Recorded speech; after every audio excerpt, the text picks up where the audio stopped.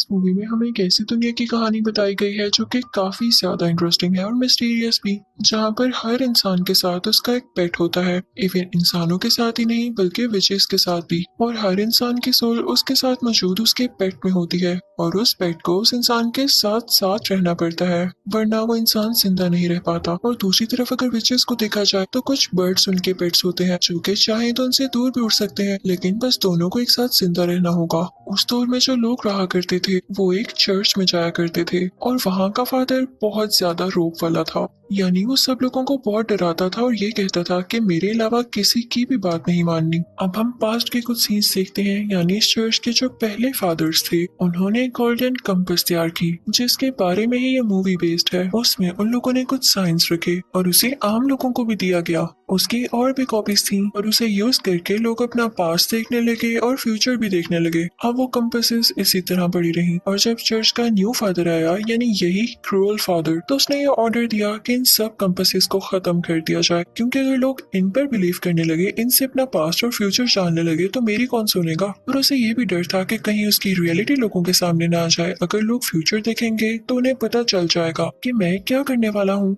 और इसी वजह से उन सब गोल्डन कंपासेस को डिस्ट्रॉय कर दिया गया। लेकिन चालाकी से एक कंपास को सेव कर लिया गया और वो आज भी है, लेकिन कोई नहीं जानता कि उसे कहाँ रखा गया। अब यहाँ पे स्टोरी आती है प्रेजेंट पर और हम एक क्यूट सी बच्ची लायरा को देखते हैं। उसका भी एक पेट होता है, वो किसी गुलहरी जैसा दिखता था, वो भी बहुत ज्यादा क्यूट था। लायरा एक ऑर्फन थी और उसे उसके अंकल पाल रहे थे। उसके अंकल एक बहुत बड़े और अच्छे स्कॉलर थे। वो लायरा से कहते हैं कि बेटा मुझे कुछ चीजों को एक्सप्लोर करना है और कुछ रिसर्च करनी है, तो वो उसे एक कॉलेज में छोड़ जाते हैं। कहते हैं कि अपना ख्याल रखना, मुझे पता है कि तुम ब्रेव हो। वहाँ पर और भी ज्यादा बच्चे होते हैं जो कि अक्सर लायरा को तंग किया करते थे, लेकिन लायरा उनसे बिल्कुल नहीं डरती थी, बल्कि उन्हें डराया करती थी कि अगर मुझे तंग करोगे तो ये कर्ज हो जाएगा, अगर वहाँ जाओगे तो ये हो जाएगा। और एक दिन तो वो कहती है कि अगर एक कोट को पहनोगे तो तुम लोग जल जाओगे अगर मुझे ज्यादा तंग किया तो बच्चे कहते हैं अच्छा तो फिर हमें प्रूफ दो। और उसी कोट को ढूंढने के लिए लायरा उस गेट से अंदर जाती है, यानी अपने कॉलेज के अंदर जाती है। वो अंदर जाकर उस कोट को ढूंढ ही रही होती है कि तभी उसे लगता है जैसे कोई आ रहा है, तो वो वहाँ पर एक कबर्ड में छुप जाती है। वहाँ पर कॉलेज का हेड होता है और उसी फादर का एक एजेंट। दोनों आपस में बातें करने लगते हैं लायरा के अंकल के बारे में कि वो आदमी तो किसी की भी नहीं सुन रहा, उसे कहा है कि उस जगह पर ना जाओ जहाँ वो जाकर कुछ एक्सप्लोर करना चाहता है।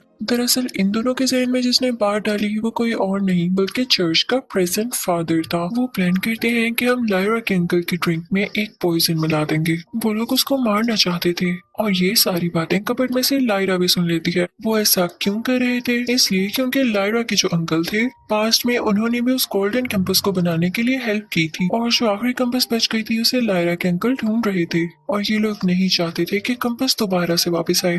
तभी वहाँ से वो दोनों चले जाते हैं और वो ड्रिंक में पॉइजन मिला चुके थे। और इसके बाद वहाँ पर आते हैं लायरा के अंकल जो कि वो ड्रिंक पीने लगते हैं, लेकिन इससे पहले ही लायरा निकलती है और उनके ड्रिंक वाला ग्लास नीचे गिराकर तोड़ देती है। वो उनको सब कुछ बता देती है कि आपकी वाइन में किसी ने पॉइजन मिलाया था, लेकिन वो ये नहीं बता पाती कि वो था कौन और उन लोगों ने ऐसा क्यों किया। लायरा के अंकल इस बात पर ज्यादा ध्यान नहीं देते और जो रिसर्च उन्होंने की थी वो चर्च के लोगों को बताने लगते हैं। वो बताते हैं कि मैं एक डस्ट ढूंढ रहा हूँ, वो चीज उसी गोल्डन कंपास से कनेक्टेड थी। तो चर्च के लोग कहते हैं कि तुम बेकार में ढूंढ रहे हो, उसका हमें कोई फायदा नहीं। तो लायरा के अंकल कहते हैं कि इसके लिए मुझे कुछ फंड्स भी चाहिए होंगे। तो चर्च के लोग कहते हैं कि हम हरगिज़ आपको फंड्स नहीं दे सकते, अगर वो मिल गई तो लोगों का डर खत्म हो जाएगा। लेकिन लायरा के अंकल कहते हैं कि कुछ भी हो मैं दूसरी तरफ जरूर जाऊंगा, उस दूसरी दुनिया में जो कि कहीं न कहीं इस दुनिया से भी कनेक्टेड है। लेकिन चर्च के लोग उसकी बातों को मजाक में उड़ा देते हैं।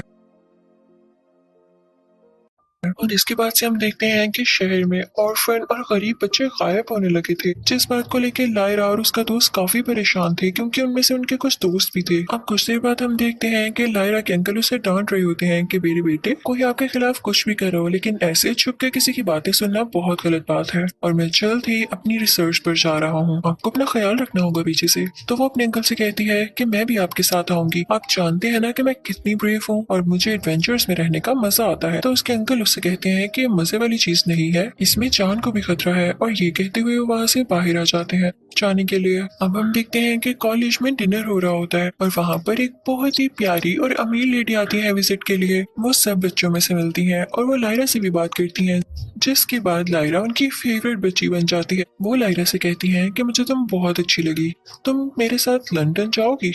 तो लायरा कहती है हाँ क्यों नहीं। तो वो अमीर लेडी कहती है कि शाबाश, मैं तुमसे एक और प्रॉमिस करती हूँ, मैं तुम्हें उस जगह पे लेकर जाऊंगी जहाँ पर दूसरी दुनिया है। ये बेसिकली वही जगह थी जहाँ पर लायरा के अंकल गए थे और लायरा को और क्या चाहिए था, वो तो खुशी से पागल हो जाती है। इसी दौरान हम ये भी देखते हैं कि दो ऑर्फन बच्चे जिसमें से एक लायरा का दोस्त भी था वो गायब हो जाते हैं। जब लायरा के जाने का टाइम हो जाता है तो कॉलेज के हेड उससे मिलते हैं और उसको गोल्डन कंपास देते हैं पर उससे कहते हैं कि इसके बारे में सबको पता चल चुका है, ये कॉलेज में बिल्कुल सेफ नहीं है। अगर तुम उस जगह जा ही रही हो तो इसको भी अपने साथ लेती जाओ, लेकिन याद रहे किसी को ये पता ना चले कि ये मैंने तुम्हें दी है या तुम्हारे पास है। अब लायरा पहुंच चुकी थी लंदन। वो बहुत एंजॉय कर रही थी, घूम फिर रही थी, उसे किसी किस्म की कोई रोक टोक नहीं थी, वो जहाँ चाहती थी जाती थी। लेकिन काफी दिन हो जाते हैं वो लेडी उसको लेके ही नहीं जाती उस जगह पर जहाँ पर ले जाने का उसने उससे प्रॉमिस किया था। एक दिन लायरा अपने पेट के साथ अपने रूम में बैठी होती है और वो उस कंपास को देख रही होती है तो उस कंपास की नीडल बार बार एक लेडी की तरफ जा रही होती है, किसी औरत की तरफ। लेकिन लायरा इस बात को फन में ले जाती है और उस बात पर ध्यान नहीं देती क्योंकि थी तो वह एक छोटी बच्ची। फिर एक दिन लायरा उसी लेडी के पास जाती है, वो उस लेडी से पूछती है कि डस्ट क्या होती है। तो वो लेडी कहती है कि मुझे खुद नहीं पता, आप बताओ। तो लायरा कहती है कि मुझे कुछ नहीं पता। तो वो लेडी लायरा से और क्वेश्चंस करने लगती है लेकिन लायरा को उनका कोई जवाब नहीं पता होता। तो वो लेडी अपने पेट से कहती है कि इसको मारो और वो लायरा को काफी हर्ट करता है जिससे लायरा काफी ज्यादा परेशान हो जाती है। लायरा सब कुछ समझ चुकी थी कि जरूर कुछ न कुछ बुरा होने वाला है। वो उस लेडी के सीक्रेट रूम में जाती है जहाँ पर उसे ये पता चलता है कि एक ग्रुप है जिसे ये लेडी जानती है और वही बच्चों को गायब कर रहा है। लेकिन जब लायरा उस रूम से बाहर आ रही होती है तो वो लेडी उसको देख लेती है और उसकी गोल्डन कंपास छीनने की कोशिश करती है। लेकिन लायरा का पेट वो कंपास वापस लेता है और बाहर की तरफ उड़ जाता है और लायरा भी उसके पीछे पीछे जाती है। वहाँ पर उसे उस लेडी के कुछ लोग पकड़ लेते हैं लेकिन तभी एक औरत उन्हें वहाँ पर आकर बचाती है जो कि उसके साथ उसी कॉलेज में थी। वो औरत बहुत अच्छी होती है और वो कहती है कि एक शिप उन किडनैप बच्चों को ढूंढने के लिए जा रही है उसी जगह पर जहाँ तुम्हारे अंकल गए हैं और वो शिप इजिप्शियंस की है। लायरा भी उस शिप में चली जाती है और जो शिप में लोग बैठे होते हैं उनमें से एक जीनियस आदमी को लायरा वो कंपास दिखा देती है। वो आदमी कहता है कि जो लैंग्वेजेस पर लिखी हुई है उसे कोई नहीं पढ़ सकता सिवाय कुछ स्पेशल लोगों के। तो लायरा कहती है लेकिन अंकल मैं तो इसे पढ़ सकती हूँ, जिसे सुनकर सब बहुत हैरान होते हैं और लायरा उन्हें पढ़ने लगती है तो उसे पता चल जाता है कि वो सब किडनैप बच्चे कहाँ पर हैं। वो उन सबको बता ही रही होती है कि तभी दूसरी तरफ वही रिच औरत उसकी तरफ एक फ्लाई भेज देती है जो कि उस पर स्पाई करने लगती है, यानी उस पर नजर रखने लगती है और वो सीधा आके लायरा और उसके पेट पर अटैक करती है। लेकिन वहाँ पर मौजूद लोग उनमें से एक फ्लाई को पकड़ लेते हैं और दूसरी वहाँ से उड़ जाती है। रात को लायरा शिप पर बैठी होती है कि तभी वहाँ पर एक बहुत ही ज्यादा ब्यूटीफुल विच आती है। वो विच लायरा को बताती है कि बच्चों को ऐसी जगह पर ले जाया गया है जहाँ पर उन पर एक्सपेरिमेंट्स हो रहे हैं। वो उसे सारा एड्रेस समझा देती है और वो एक्सपेरिमेंट इसलिए है कि वो अपने पेट्स के बगैर जिंदा रह सकते हैं या नहीं।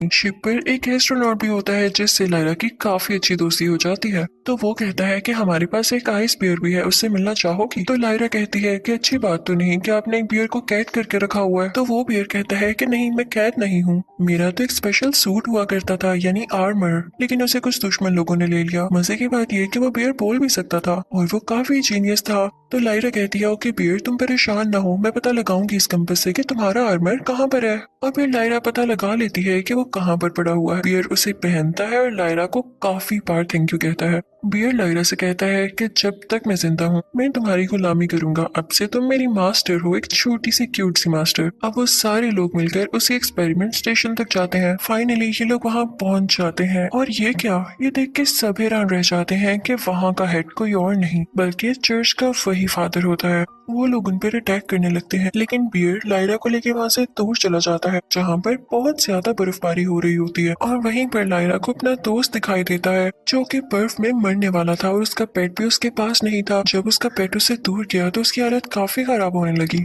लायरा को बहुत बुरा फील होता है और वो उसे अपने साथ उसी शिप वालों के पास ले आती है। जिस औरत ने लायरा की जान बचाई थी वो लायरा के दोस्त की मदर थी। यहाँ पर वो दोनों आपस में मिलते हैं और लायरा को थैंक यू कहते हैं लेकिन तभी उन पर दुश्मन लोग फिर से अटैक कर देते हैं। वो लायरा को किडनैप कर लेते हैं। वो उसे बियर्स के किंग के पास ले आते हैं, जिन्होंने उस आइस बियर को खुद से लैदा किया था जब उसका आर्मर खो गया था। वही आइस बियर जो कि अब लायरा का दोस्त था। वो बियर्स लायरा से कहते हैं कि बताओ क्या एक्सक्यूज है तुम्हारा और खुद को इंट्रोड्यूस तो कराओ। तो लायरा को पता था कि बियर्स का कोई पेट नहीं होता, यानी वो पेट के बगैर भी जिंदा रह सकते हैं। तो वो जान के कहती है कि मैं उस बियर की पेट हूँ। तो वो किंग बियर कहता है कि तुम मजाक कर रही हो, बियर्स का कोई पेट नहीं होता। तो लायरा यहाँ जान के कहती है क्या वाकई उस बियर ने तो कहा था कि मैं उसकी पेट हूँ और वो आपके खिलाफ भी बहुत बातें करता है। वैसा जान के कर रही थी ताकि ये किंग बियर और वो आइस बियर आपस में लड़ें। वो जानती थी कि आइस बियर के पास आर्मर है और वो जरूर जीतेगा। जल्दी वहाँ पर वो आइस बियर भी आ जाता है तो वो सब कुछ उसको बताती है और कहती है कि मैं जानती हूँ कि आप जरूर जीतेंगे। तो आइस बियर कहता है कि तुम तो काफी जीनियस निकली, मैं भी यही चाहता था कि हम दोनों में फाइनली लड़ाई हो ही जाए, थैंक यू। असल में आइस बियर ही किंग बनना डिजर्व करता था। अब इन दोनों में फाइट हो जाती है शुरू। आइस बियर और वही किंग बियर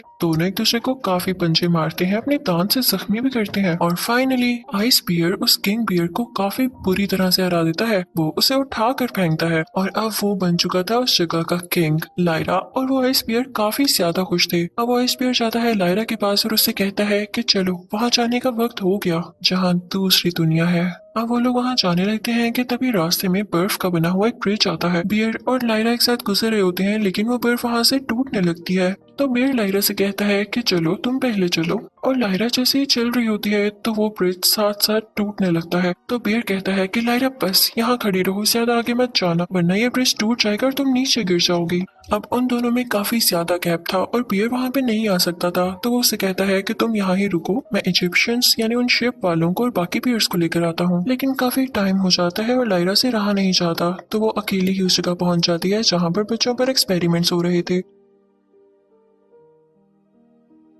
वहाँ के लोग उसे देख के काफी खुश होते हैं कि हो सकता है कि ये बच्ची भटकते भटकते यहाँ आ गई हो, क्योंकि उन्हें तो पहले ही काफी बच्चे चाहिए थे एक्सपेरिमेंट्स करने के लिए। वो अंदर चली जाती है जहाँ सारे बच्चे डिनर कर रहे होते हैं और वहाँ पर उसका बेस्ट फ्रेंड भी होता है जिसे देख के बहुत खुश होती है वो, लेकिन उसे आंखों के इशारे से कहती है कि अभी मेरी तरफ मत देखना वरना ये लोग समझेंगे कि हम एक दूसरे को जानते हैं, मेरे कुछ प्लान्स हैं, चुपचाप सुनो। वो उसे कहती है कि कुछ ही देर में सब बच्चों को अच्छे सूट्स पहना देना, यानी आर्म्ड सूट्स जो जंग में पहने जाते हैं, और मैं दूसरी तरफ वो कंपास यूज करूंगी। लेकिन तभी उसी रूम में वो रिच लेडी आ जाती है जिसके साथ बहुत सारे डॉक्टर्स होते हैं और वो बातें करने लगते हैं। तो वो रिच लेडी डॉक्टर्स को बता रही होती है कि अभी भी एक्सपेरिमेंट अपना जारी रखो, और जैसे ही वो जाती है तो वो डॉक्टर्स लायरा को देख लेते हैं। वो उसको और उसके पेट को काफी टॉर्चर करते हैं और वो उसको एक मशीन में डाल देते हैं और कुछ रेज ऑन करने लगते हैं, जिससे ये भी हो सकता था कि वो मारी जाती। लेकिन तभी वहाँ पर वो रिच लेडी आती है और डॉक्टर्स को रोकती है कि पागल हो गए हो, क्या कर रहे हो। वो लायरा की जान बचा लेती है और अगले ही सीन में हम देखते हैं कि लायरा की आंख खुलती है,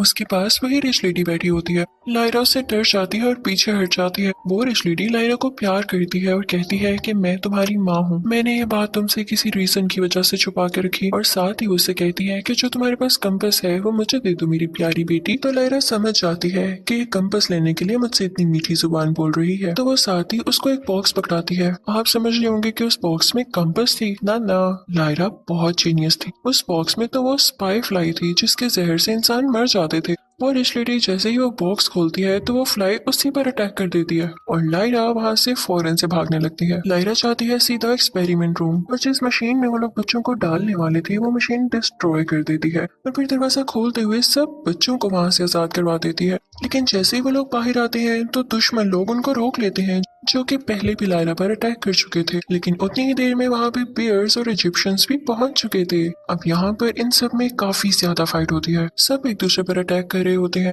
और एक और मजे की बात, वहाँ पर विचेस भी आ जाती हैं और वो हवा में उठ के उनको एरो से शूट कर रही होती हैं, जिनसे जल्द ही वो सारे दुश्मन लोग मारे जाते हैं। और वो सारे शिप वाले उन बच्चों को अपने साथ लेते हैं और उनके घर छोड़ने के लिए निकल पड़ते हैं। लायरा के भी दोस्त उसके साथ थे और वो इस वक्त बहुत खुश थी। वो सब निकल पड़ते हैं आगे की तरफ, क्योंकि उन्होंने भी लायरा के अंकल को भी अपने साथ लेना था। वहाँ पर विच शिप के हेड से कहती है कि लायरा ही वो बच्ची है जो कि सब लोगों को इन चर्च के फादर से आजाद करवाएगी, और देखना पूरी दुनिया में पीस हो जाएगा, क्योंकि वही एक लड़की है जिसको गोल्डन कंपास ने खुद चुना। और इसी के साथ ये मूवी यही एंड हो जाती है। Thank you for watching.